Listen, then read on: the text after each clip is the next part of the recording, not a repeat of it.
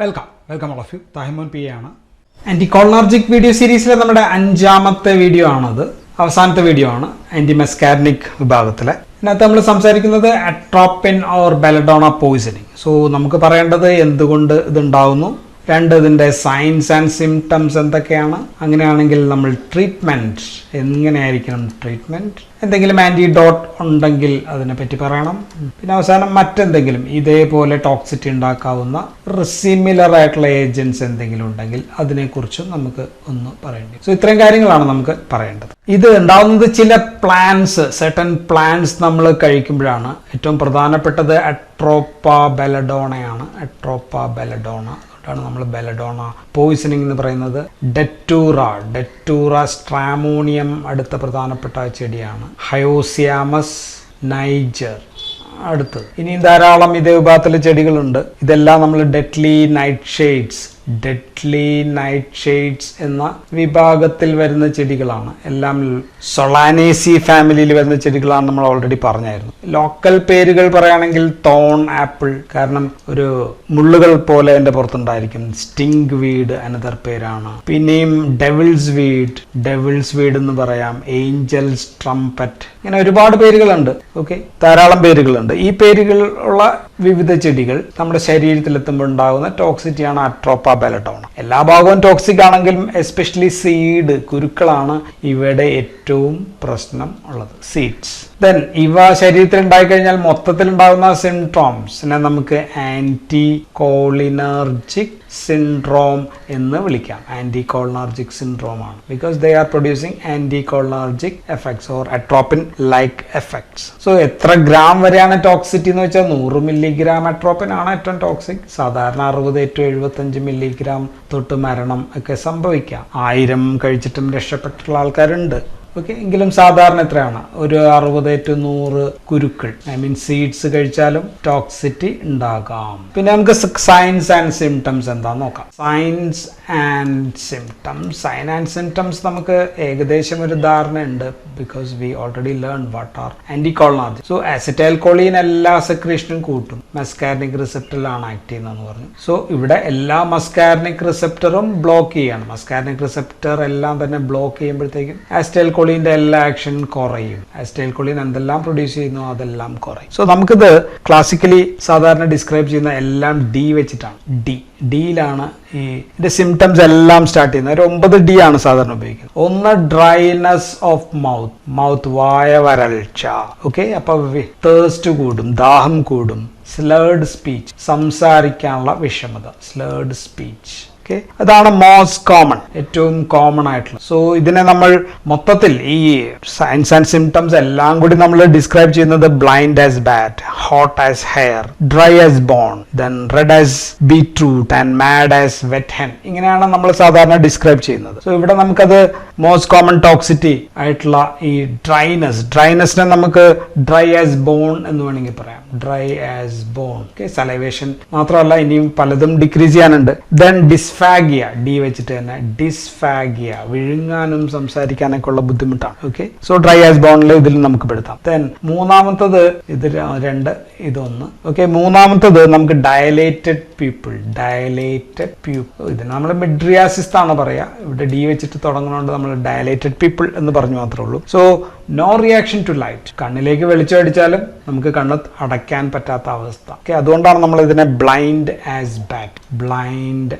Bat എന്ന് പറയുന്നത്. Then അടുത്ത കണ്ണിൽ തന്നെ ഉള്ളത് 4ാമത്തത് ഡിപ്ലോപ്പിയാണ്, ഇരട്ട വിഷൻ, ഡിപ്ലോപ്പിയ. ദെൻ അതിന്റെ കൂടെ തന്നെ ബ്ലഡ് വിഷൻ ഉണ്ട്. ഇങ്ങനെയൊക്കെ സംഭവിക്കാം. ഇനി 5ാമത്തത് dry hot skin. That is because of secretions, sweat secretions ഒക്കെ കുറയ്ക്കുന്നു. ഡിക്രീസ്ഡ് സ്വെറ്റ് മൂലമാണ് ഡ്രൈ സ്കിൻ. ദെൻ ഫ്ലഷിങ്, മുഖമൊക്കെ ചുമന്നു വരും. ഫ്ലഷിങ് ഓഫ് ഫേസ്, സോ അതുകൊണ്ടാണ് റെഡ് ആസ് ബീറ്റ് എന്ന് പറയുന്നത്. ദെൻ ഹൈപ്പർതെർമിയ എന്ന് വെച്ചാൽ ഇൻക്രീസ്ഡ് ബോഡി ടെമ്പറേച്ചർ ഭയങ്കരമായിട്ട് വർദ്ധിക്കുന്നു. സ്വെറ്റ് കുറയുകയും ചെയ്യുമ്പോഴത്തേക്കും ബോഡി ടെമ്പറേച്ചർ. ദെൻ ഓൾറെഡി നമ്മൾ പറഞ്ഞു അതിന് ഹൈപ്പോതലാമസിൽ സം ആക്ഷൻ ഉണ്ടെന്ന് പറഞ്ഞു. സോ ഹൈപ്പർതെർമിയ ഓർ ഹൈപ്പർ പൈറക്സിയ, പനി കൂടുന്നത്. So everything that increase body temperature. So അതുകൊണ്ട് നമ്മൾ ഹോട്ട് ആസ് ഹെയർ ഓക്കെ, ഇതാണ് ക്ലാസിക് സിംറ്റംസ് ഇൻ ചിൽഡ്രൻ. കുട്ടികളിൽ കാണപ്പെടുന്ന ഇതാണ് ഏറ്റവും കൂടുതൽ കാണപ്പെടുന്ന ഇതാണെങ്കിലും കുട്ടികളിലാണെങ്കിൽ ഈ സൈൻസ് ആൻഡ് സിംറ്റംസ് ആയിരിക്കും കൂടുതൽ കാണും. ഇനി ആറാമത്തത് ഡ്രങ്കൺ ഗേറ്റ്. ഡി വെച്ചിട്ട് തന്നെയാണ് ഡ്രങ്കൺ ഗേറ്റ്. നടപ്പ്, ഇരിപ്പ് എല്ലാം ബുദ്ധിമുട്ടാണ്. അറ്റാക്സിയ, ശരിക്കും കൃത്യമായിട്ട് നടക്കാൻ പറ്റാത്ത അവസ്ഥ. Hyperreflexia, then convulsions and seizures. ഞാൻ വേഗത്തിൽ എഴുതുന്നതുകൊണ്ടാണ് സ്പെല്ലിംഗ് ഞാൻ കൂടെ പറയുന്നുണ്ട്. സോ കൺവൾഷൻസ് ആൻഡ് സീഷേഴ്സ് എല്ലാം ഉണ്ടാകാം. ഏഴാമത്തെ പ്രശ്നം ഡെലീറിയം ആണ്. സോ ഇതൊരു ഡെലീറിയസ് ഏജന്റ് എന്നുള്ള രീതിയിലാണ് ടോക്സിക്കോളജി ബുക്കുകളിലൊക്കെ ഡിസ്ക്രൈബ് ചെയ്യുന്നത്. ഡെലീറിയം വിത്ത് ഹാലൂസിനേഷൻ. അട്രോപ്പിൻ ലൈക്ക് ഡ്രഗ്സ് നമ്മൾ മിക്കവാറും പറഞ്ഞു CNS സ്റ്റിമുലന്റ് ആണ്. ഹയോസിൻ മാത്രമാണ് CNS ഡിപ്രഷൻ എന്ന് പറഞ്ഞു. പക്ഷെ ഇതെല്ലാത്തിലും ഉണ്ടാക്കും. അജിറ്റേഷൻ ഉണ്ടാക്കും. ദെൻ അംനേഷ്യ, അല്ലെ, മെമ്മറി കുറയ്ക്കാൻ നമ്മൾ ഓൾറെഡി പറഞ്ഞു. ദെൻ ഇൻകൊഹറൻസ്, സംസാരവും പ്രവൃത്തിയും ഒന്നും ഒരു യോജിപ്പില്ലാത്ത അവസ്ഥ. സോ ഇതിനാണ് നമ്മൾ മാഡ് ആസ് വെറ്റ് ഹെൻ എന്ന് പറയുന്നത്. ഇനി എട്ടാമത്തെ സൈൻസ് ആൻഡ് സിംറ്റംസ് യൂറിനറി ബ്ലാഡറുമായിട്ട് ബന്ധപ്പെട്ടിട്ടാണ്. ഡിസ്യൂറിയ, യൂറിൻ പോകാത്ത അവസ്ഥ. യൂറിനറി റിട്ടൻഷൻ, മൂത്രം പിടിച്ചു വയ്ക്കുന്ന അവസ്ഥ. ദെൻ ബ്ലാഡർ ഡിസ്റ്റൻഷൻ, അതുകൊണ്ട് തന്നെ ബ്ലാഡർ ഡിസ്റ്റൻഡ് ചെയ്തിരിക്കുന്ന അവസ്ഥ. ഓക്കെ, ഇനി ഒമ്പതാമത്തെ ഡെത്ത് ആണ്. Death due to what? So ഡെത്തിന് മുമ്പ് ടാക്കിക്കാർഡിയ ഉണ്ടാകും, ഹൃദയമിടിപ്പ് കൂടും. ദെൻ അരിത്മി ഉണ്ടാകാം, ഹൃദയ താളക്രമ വ്യത്യാസങ്ങൾ ഉണ്ടാക്കാം. Okay, then coma, then respiratory depression. So respiratory depression ആണ് മരണത്തിന് അൾട്ടിമേറ്റ് ആയിട്ട് കാരണം ആവും. So these are the signs and symptoms of atropine or belladonna poisoning. എല്ലാം ഡി വെച്ചിട്ടാണെന്ന് ഓർക്കുക. 9 ഉണ്ട്. 1 2 3 4 5 6 7 8 9 ഡി വെച്ചിട്ട് തുടങ്ങും. സോ ഒന്ന് ആലോചിച്ചാൽ മതി. ആസിറ്റൈൽകോളിന്റെ എല്ലാം റിവേഴ്സ് ചെയ്യുന്നതിനെ കുറിച്ച് ആലോചിച്ചാൽ മതി. ഇനി നമുക്ക് പറയാനുള്ളത് what is the treatment. Treatment എന്തായിരിക്കണം?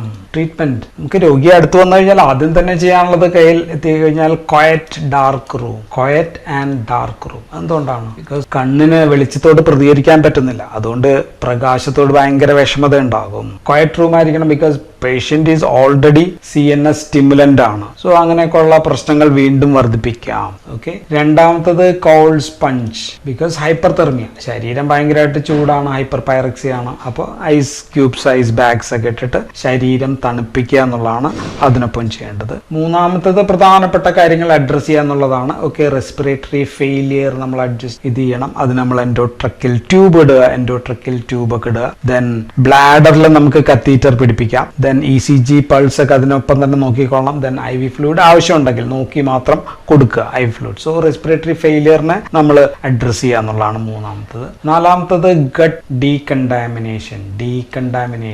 ഗട്ട് ഡീകണ്ടാമിനേഷൻ ബിക്കോസ് ഇത് വായിലൂടെ പോയിട്ടുണ്ടെങ്കിൽ അത് നമ്മൾ GI, gastric lavage. Okay, gastric lavage ചെയ്യുക. ഗ്യാസ്ട്രിക് ലാവേജ് ഛർദ്ദിപ്പിച്ച് കളയുക എന്നുള്ളതാണ് നമ്മൾ ചെയ്യാവുന്നത്. അല്ലെങ്കിൽ ഛർദ്ദിപ്പിച്ച് കളയുകയല്ല നമ്മൾ സാധാരണ ചെയ്യുക. നമ്മൾ അൺഅബ്സോർബ്ഡ് പോയിസനെ നമ്മൾ സാധാരണ ചാർക്കോൾ ഉപയോഗിച്ചിട്ട് അഡ്സോർബ് ചെയ്യുക എന്നുള്ളതാണ്. ഓക്കെ, ടാനിക് ആസിഡും വേണമെങ്കിൽ ഉപയോഗിക്കാം. ഓക്കെ, പക്ഷേ KMNFR നമ്മൾ ഉപയോഗിക്കാറില്ല. So gastric lavage. So to prevent the absorption of remnants what is present in the intestine. So അത് ചെയ്യാം. അഞ്ചാമത്തെ നമുക്ക് ഫോഴ്സ്ഡ് അസിഡിക് ഡയൂറസിസ് ചെയ്യാം. അസിഡിക് ഡയൂറസിസ് ചെയ്യുന്നത് എന്തുകൊണ്ടാണ്? ബിക്കോസ് ആൽക്കലോയിഡ് ആണ് സാധനം. ആൽക്കലോയിഡ്സ് ആർ ആൽക്കലൈൻ ആണ്. സോ അസിഡിക് ഡയൂറസിസ് ചെയ്യുന്നത് നല്ലതായിരിക്കും. ആറാമത്തെ നമുക്ക് ചെയ്യാൻ പറ്റുന്നത് സീഷേഴ്സ് ഉണ്ടെങ്കിൽ അതിന് നമുക്ക് ഡയസിപ്പാം ഉപയോഗിച്ചിട്ട് ട്രീറ്റ് ചെയ്യാം.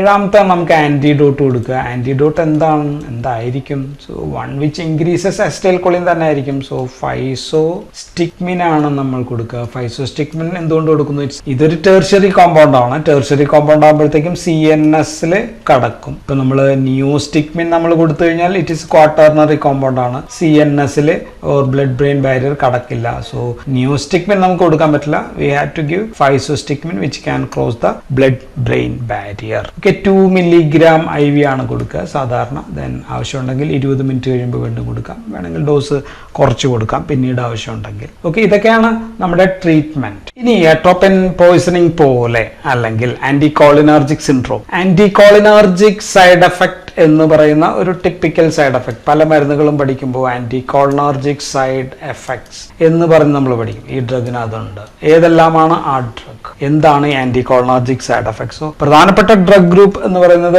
ട്രൈസൈക്ലിക് ആന്റി ഡിപ്രസന്റ് ആണ്. ആന്റി ഡിപ്രസന്റ് വിഭാഗത്തിലെ ട്രൈസൈക്ലിക്, ഉദാഹരണം ഇമിപ്രമിൻ എല്ലാം എഴുതുന്നില്ല. ഇമിപ്രമിൻ ഉണ്ട്, ക്ലോമിപ്രമിൻ ഉണ്ട്, അമിട്രിപ്റ്റിലിൻ ഉണ്ട്, ഡോക്സെപ്പിൻ, എല്ലാ മരുന്നിന്റെ പേര് തൽക്കാലം ഞാനിപ്പോൾ എഴുതുന്നില്ല. Tricyclic anti depress. പിന്നെ ഉള്ളത് ആന്റിസൈക്കോട്ടിക്സ് ആണ്.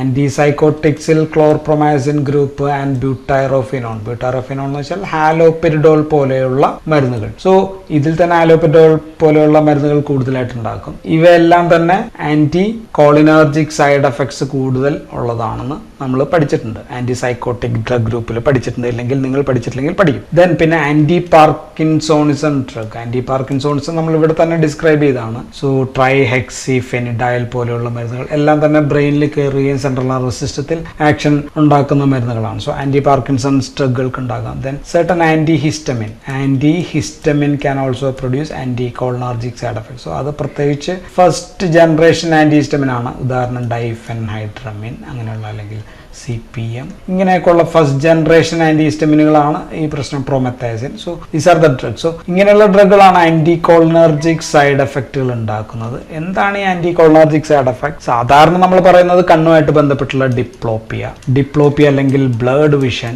ഇല്ലെങ്കിൽ മിഡ്രിയാസിസ്. സോ കണ്ണുമായിട്ട് ബന്ധപ്പെട്ടുള്ള പ്രശ്നങ്ങൾ ഇത് തന്നെയാണ്. ഇതുണ്ടാക്കാം. രണ്ടാമത്തത് വായണങ്ങം, ഡ്രൈനെസ് ഓഫ് മൗത്ത്, അല്ലെ, വായ വരൾച്ച, അങ്ങനെയൊക്കെയുള്ള പ്രശ്നം. Difficulty in talking, difficulty in swallowing, അങ്ങനെയൊക്കെയുള്ള പ്രശ്നങ്ങൾ ഉണ്ടാക്കാം. മൂന്നാമത്തത് യൂറിനറി റിറ്റൻഷൻ, പ്രത്യേകിച്ച് മുതിർന്നവരിലാണെങ്കിൽ ഇത് കൂടുതലായിട്ട് അതൊരു പ്രശ്നമാണ്. ദെൻ നാലാമത്തത് കാർഡിയാക് ആക്ഷൻസ് എന്തെങ്കിലുമൊക്കെ ഉണ്ടെങ്കിൽ ടാക്കി കാർഡിയ പോലുള്ള പ്രശ്നങ്ങൾ ഉണ്ടാക്കാം.